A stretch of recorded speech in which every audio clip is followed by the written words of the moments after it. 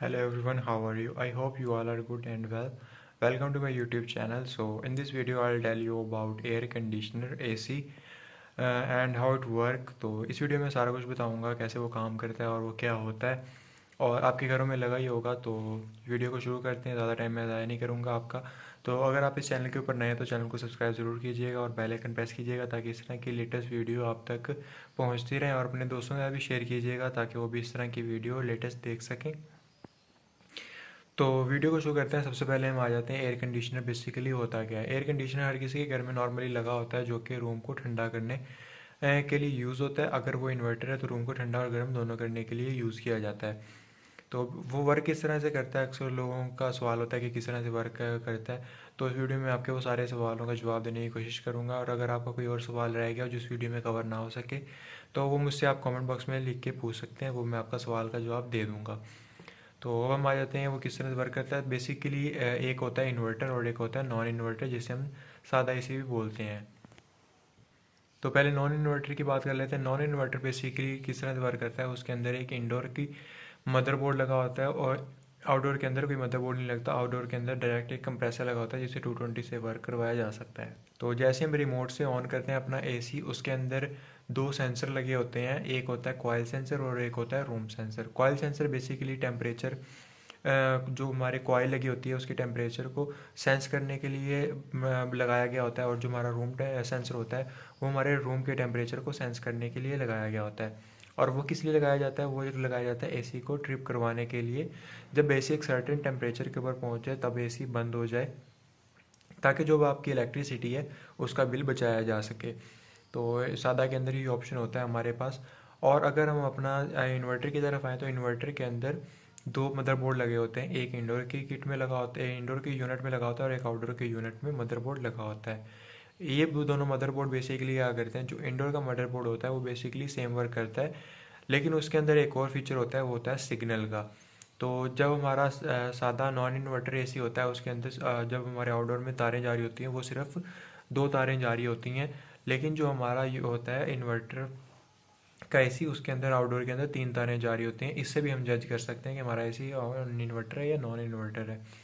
तो जो तीसरी तार होती है वो होती है हमारी सिग्नल की, और पहली दो तारें एक न्यूट्रल और एक फेज़ होती है जो हमारे आउटडोर की किट को रन करवाती है इन्वर्टर के अंदर, और नॉन इन्वर्टर के अंदर हमारे आउटडोर के में जो कंप्रेसर लगा होता है उसको रन करवाती है। तो जो हमारी इन्वर्टर की किट थी उसके अंदर बेसिकली इंडोर के अंदर भी रूम सेंसर और कॉइल सेंसर दोनों ही लगे होते हैं, और दोनों का वर्क सेम होता है। लेकिन हमारा फ़र्क होता है बेसिकली वो होता है हमारे आउटडोर की किट के अंदर सेंसर जो लगे होते हैं उनका। आउटडोर की किट के अंदर भी बेसिकली सेंसर लगे होते हैं।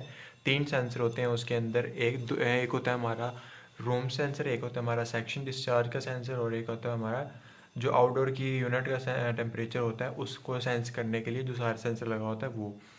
तो ये सारी चीज़ें मिलके हमारे आउटडोर इन्वर्टर एसी को कंप्लीट करती हैं।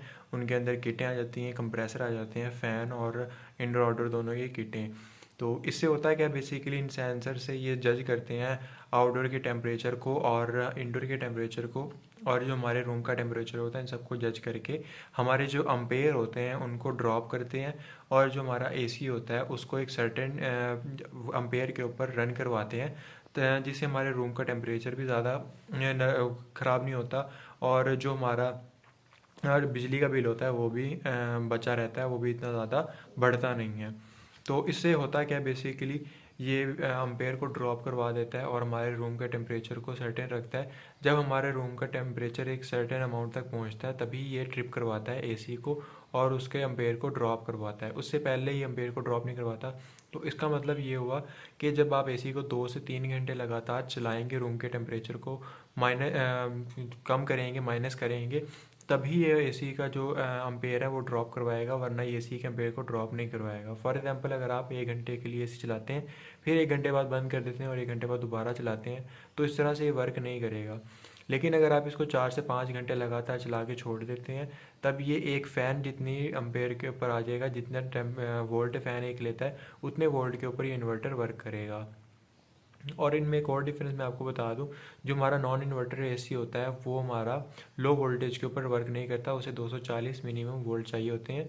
ये 220 वोल्ट तक वो वर्क करता है, उससे नीचे वर्क नहीं करता। लेकिन जो हमारा इन्वर्टर एसी होता है वो 170 वोल्ट के ऊपर, 160 वोल्ट के ऊपर भी वर्क कर लेता है, अपनी फुल एफिशिएंसी के ऊपर चल जाता है।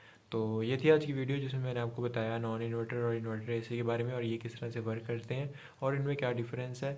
उम्मीद करता हूँ आपको वीडियो पसंद आई होगी। अगर वीडियो पसंद आई तो लाइक करें, चैनल पर नए सब्सक्राइब करें। मिलेंगे नेक्स्ट वीडियो में, तब तक अपना ख्याल रखिएगा। अल्लाह हाफिज़।